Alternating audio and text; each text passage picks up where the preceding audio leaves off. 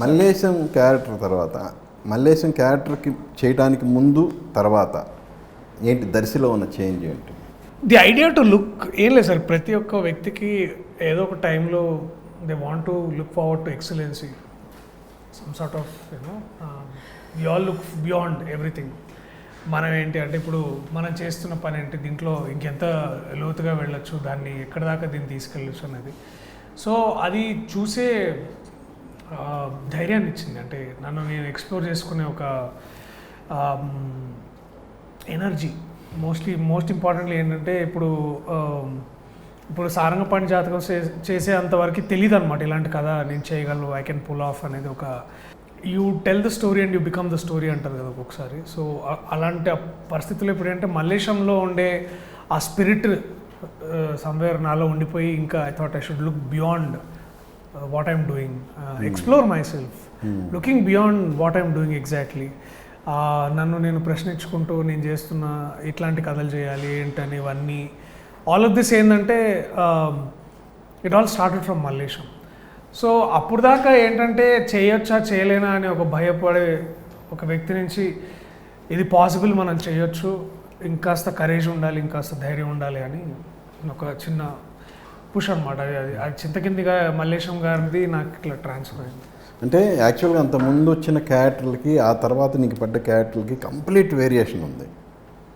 అంటే అదే సార్, ఇప్పుడు ఆ సినిమా చూడడం వల్ల ఇండస్ట్రీ కూడా రియలైజ్ అయింది, ఓ వీడి కేవలం కామెడీ కాదు, వీటితో ఇలాంటి పాత్రలు కూడా చేయించవచ్చు అని వాళ్ళు రియలైజ్ అయ్యారు.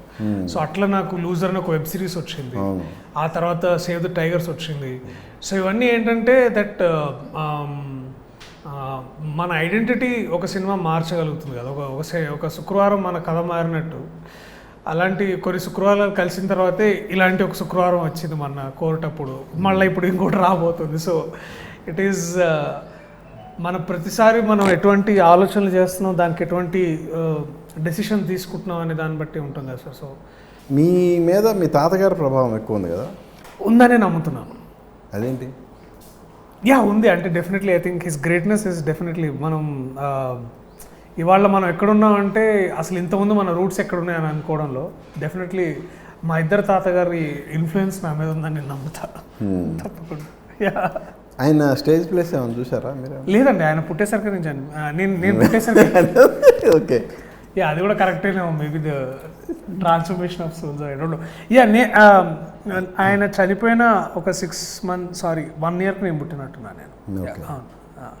Is a freedom fighter and I think ప్రజానాట్య మండలిలో వాళ్ళు ఆ టైంలో వీళ్ళంతా బాగా nobody knows. So it was actually when I was doing that web series Unheard, it was actually a tribute to him. Okay.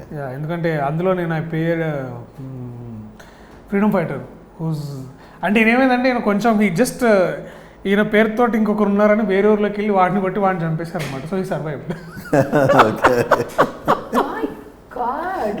So అట్లా పిచ్చయ్యచారి గారు అలా బతికిపోయాడు ఆ రోజు.